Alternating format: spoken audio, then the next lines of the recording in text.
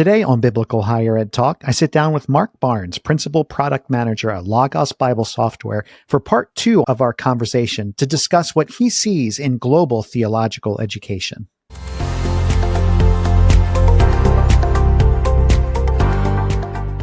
Thank you for tuning in today. I'm your host, Philip Dearborn, president of ABHE. This is part 2 of a 2-part series that we have with Mark Barnes, who's the principal product manager at Logos.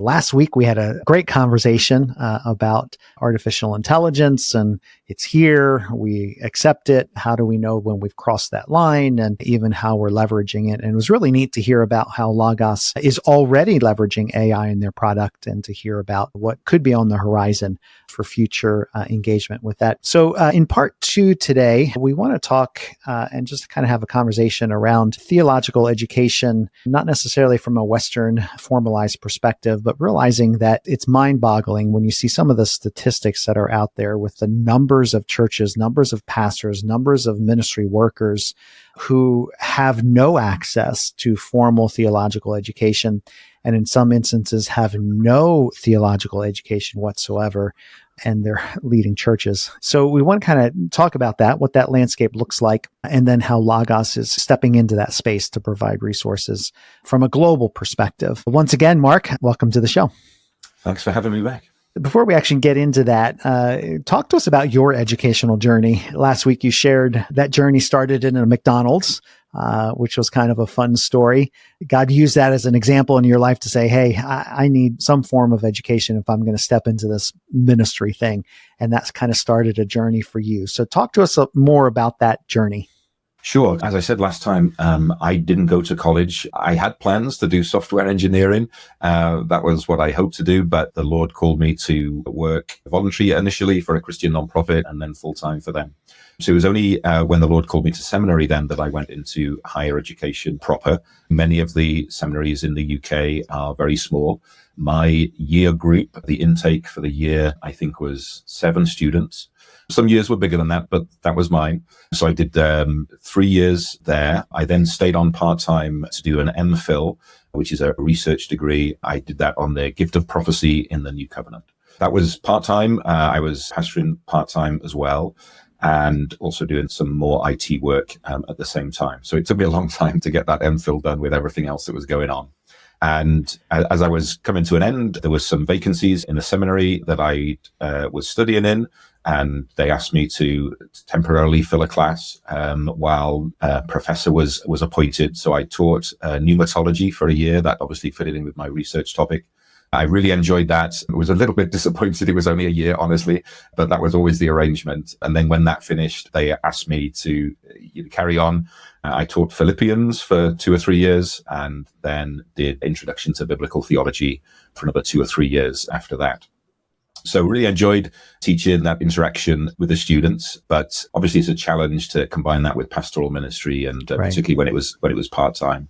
So it's been a few years since I've taught in that way, but got lots of fond memories of that teaching. And did you go on for your doctorate as well then?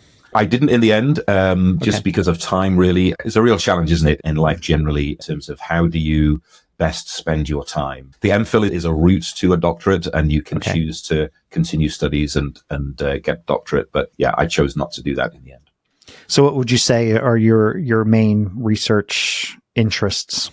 Biblical theology, and in the broader sense, is really what fascinates me. When I started seminary, we didn't even have a class on biblical theology. We weren't taught that when I was in seminary. And I remember doing a paper in a systematic theology class. The paper was about Jesus as the firstborn. And I wrote what I consider to be one of my best papers on that subject. I really enjoyed writing about it. And at the end, my systematics professor kind of called me to his office and wanted to apologize to me that he was only going to be able to give me a low grade because I'd written this paper from a biblical theological perspective in a systematic theology class. I didn't even know what that meant at the time, but that was my natural instinct to approach things from a biblical theological perspective. So that's what I really enjoy. And as part of that, the interaction, obviously between Old and New Testament really fascinates me. I love exploring and finding, to what is to me at least, new links between Old and New Covenant. I'm sure other people have found them all before, but it can be a real thrill, can't it, when you see a connection between a New Testament story and an Old Testament story. And I love doing that. Yeah, yeah. You're there in Wales, and you're still involved in the local church? I'm still an elder in my local church here. I preach a couple of times a month, either in my own church or in churches that don't have a pastor. I'm actually going to lead a Bible study in a couple of hours' time on John the Baptist in the church tonight. Yeah. Oh, that's fantastic. And I love how you've used different, you have a full range of skills. You've got the IT side of it. You've got the ministry calling. There's some scholarship that's there. But I love the fact that you're still involved in ministry. And that's kind of the focus of this episode, where, God has called us, from scripture. We know his last mandate to us before ascending into heaven was to go and make disciples of all nations, baptizing them. That's been, certainly part of your life. And I think we, as all Christ followers, are called to do that regardless of occupational context. And that same calling happens literally around the world and in millions of people's lives. Theological education, which is kind of what the field that we're both in, it looks very different around the world. There's a European approach, an English approach to how we do theological education. And I think here in North America, we kind of have our version. But when you think about those two together, it's a small percentage. Then there's the rest of the world. So what are some of the differences that you're seeing from that US-based, European-based, and the rest of the world when it comes to theological education? Seminary style theological education as opposed to purely academic theological education. There are significant differences even between the US and Europe. The church is in some ways weaker in Europe, certainly numerically less. There are obviously lots of different languages spoken as well. And therefore, theological institutions tend to be much smaller in Europe than they would be in the US. And I think there are strengths and weaknesses to that. Some of the strengths are that you get to know your professors really well, and the more kind of pastoral aspect, I think, comes out more strongly in a smaller context. And I think as well, the link between the local church and the seminary is generally stronger and needs to be, both for funding reasons, but also because it's small, it can often be more relational. So I think that's one of the strengths in the UK, that often seminaries have really strong links, not just to the local churches sort of geographically close to the seminary, but also to students' local churches as well. I think there's often a strong sense of partnership between the sending church and the seminary, which I think can be really positive. The negatives, of course, there's less choice perhaps in terms of classes that can be taken. The expertise of the professors may not be, or certainly the reputation of the professors may not be as high, and so on. But nonetheless, significant strengths. I think when you get to Europe, mainland Europe, that is, particularly the further east you go, there's a significantly fewer institutions where evangelical principles are taught, and that can be hard to find. As you go out of Europe, sometimes that can get less and less. One of the struggles, I think, is content. A lot of content is written in English. For me and you, that's no problem at all. But of course, for some students, English is not their first language. I appreciate that can be the case in the States as well. And that content can be a struggle. But again, I think one of the things that excites me really is, as you look at theological education around the world, there's a real sense of people being imaginative and creative in the ways that they're teaching. There's a lot of mentorship. I think that's a really important topic. Institutions I really value, and obviously that's what you represent. I think they've got a really important part to play.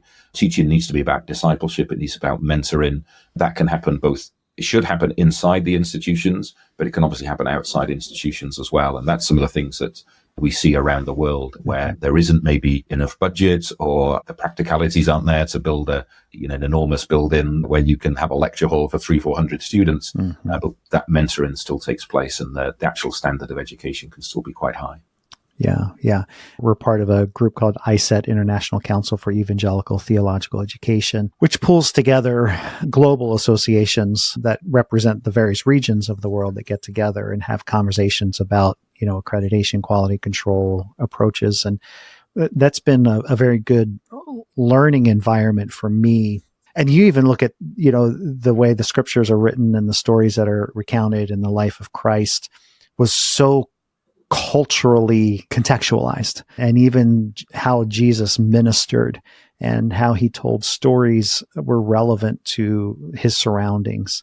So much of theological education is grounded in a cultural context, and not only from a language perspective, but also, experientially, and how to understand theological terms are all limited by language and our understanding and the cultures in which we are. And culture doesn't always translate, across to other cultures.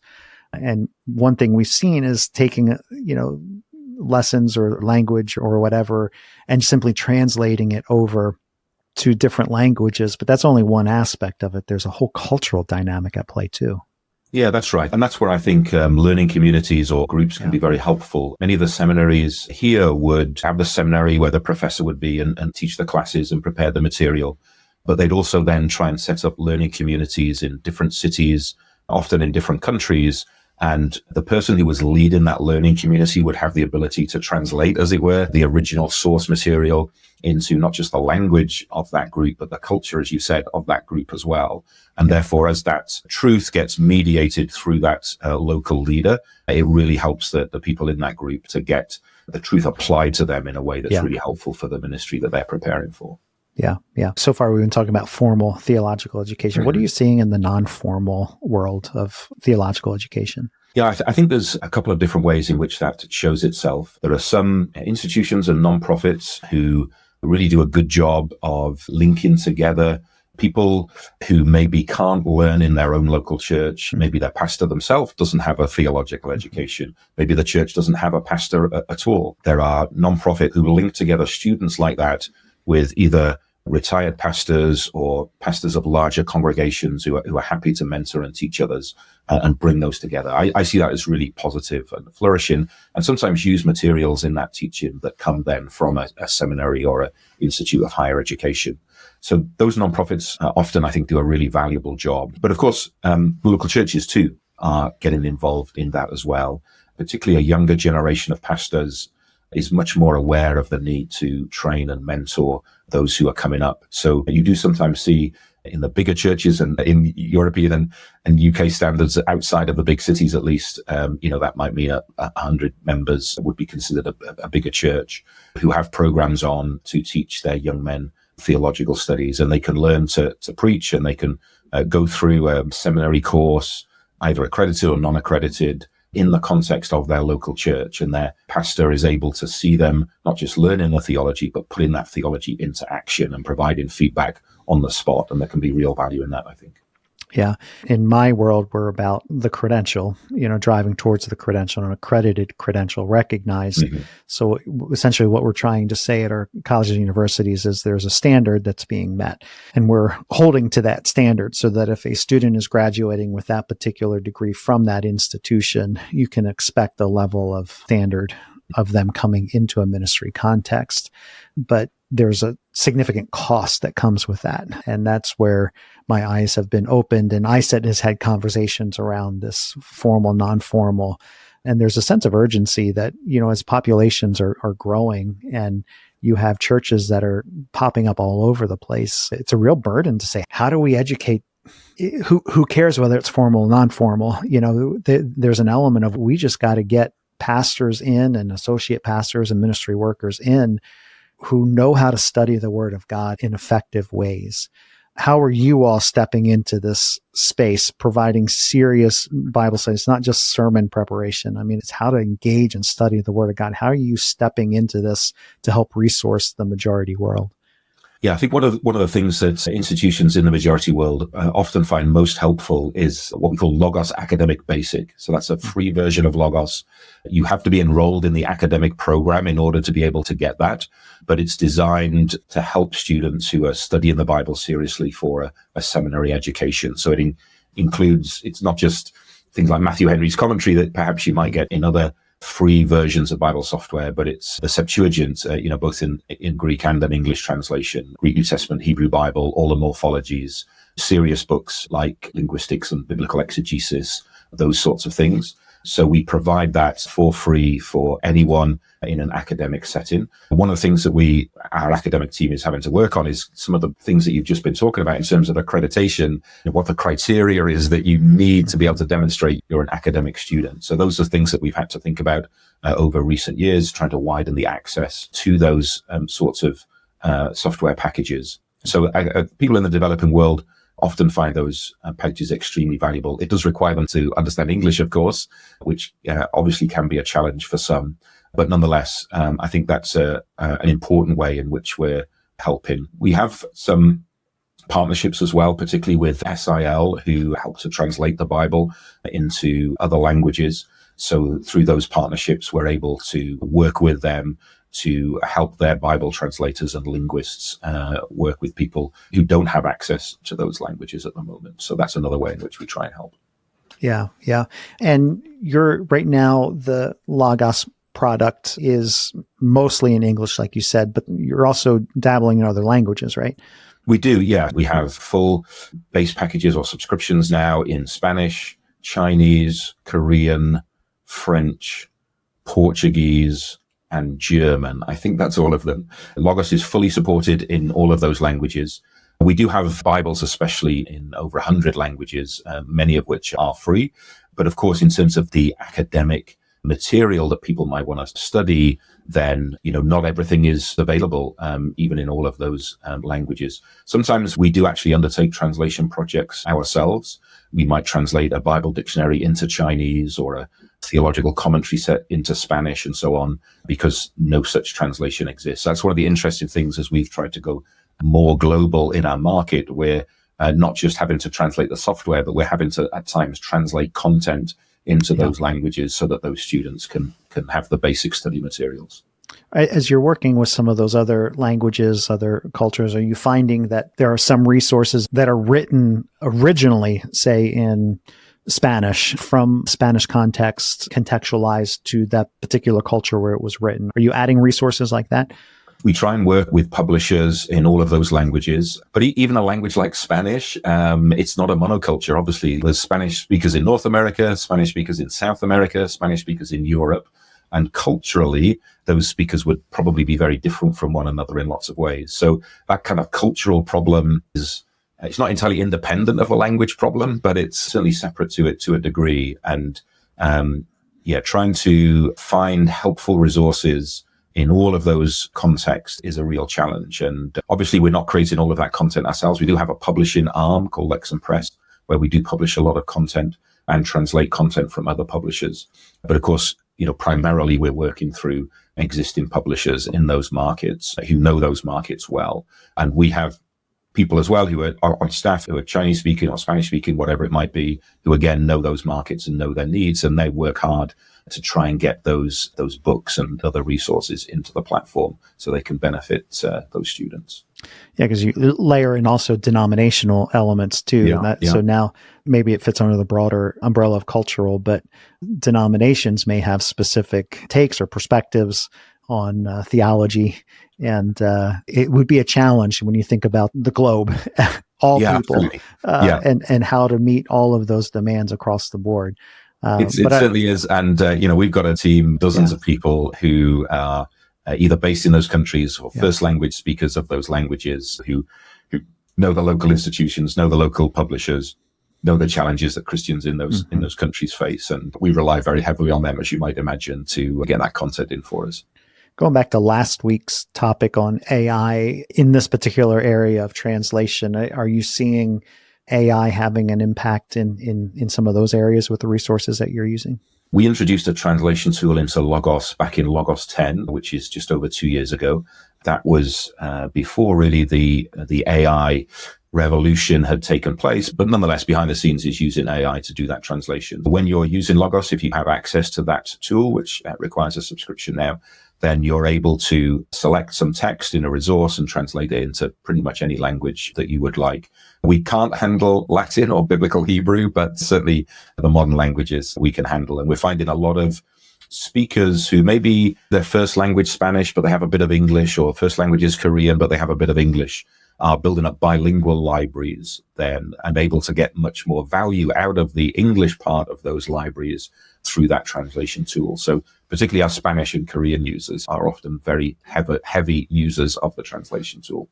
Yeah, I recently was showcased, and I think it's a little bit newer in the AI, so it's not perfected, but, video content of professors maybe teaching in English or in Spanish and leveraging AI to change the whole video to, okay, so if this was a Spanish speaking theologian, it's his voice, but in English, which is... Yeah, we've experimented with some of that in the past. We've produced mostly in English, a little bit the Spanish, some what we call mobile ed videos, where we've got some really well-known professors to teach a series of very short lectures, sort of 5-10 minutes each, that we then piece together to be a whole course that might last 12 or 14 hours. We've experimented using those services and getting our Spanish speakers, for example, to evaluate them. They really are high quality, and I think there's some really interesting applications there. So we do have a team who are working at, can we use either AI or those other translation services to be able to significantly speed up the rate at which we can get either first-party content that we've produced or maybe public domain content, or work with publishers to get those translated. We had some really positive results from that. So hopefully we will be able to speed up how quickly we can get resources into those languages in the future. I think, and this, the challenge to formal theological education, or even non-formal, not necessarily credit-bearing, or some of these technological pieces, that where I see AI going with it all and resourcing it is highly customized educational plans, where I even think about now, I was replacing a door handle on my son's car, right? So I needed to know, how do I pull the panel off? And that's a very specific example, but I didn't want the discovery of trying to figure that out. I do find the YouTube for a 2006 Hyundai Elantra, and sure enough, there it is. And I didn't even watch the whole video. I just skipped to the parts of what I needed in order to accomplish the task. And now that's not necessarily AI, but I think what AI could be a powerful tool to highly customize an educational experience.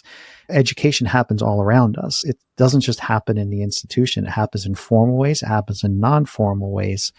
And we have deficiencies in our education. And I think people, instead of saying, well, no, everybody's got to start at Leadership 101 and then take 102 and 103 and 104, I don't think it takes into account people's experiences that, hey, I might have been in the secular world and gone through non-formal training from a leadership perspective. I'm good in those areas, but where I'm deficient are in these areas. So I'm going to pursue education in these specific areas. And I think that's potentially where AI could be leveraged in a very, very powerful way to deliver highly customized programs for what that individual needs.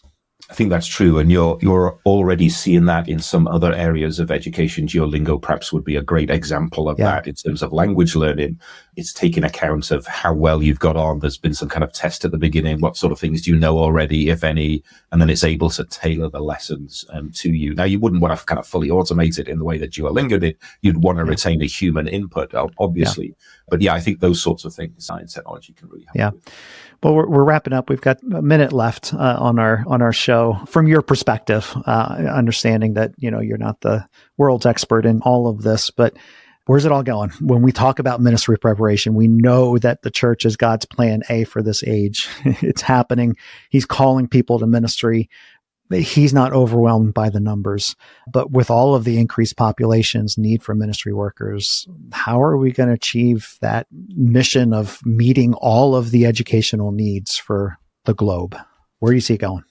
Yeah, I think it's an enormous challenge, obviously. And I think as a technologist, whenever there's a new technology that you think, could line up with the needs of the church, you get excited about that.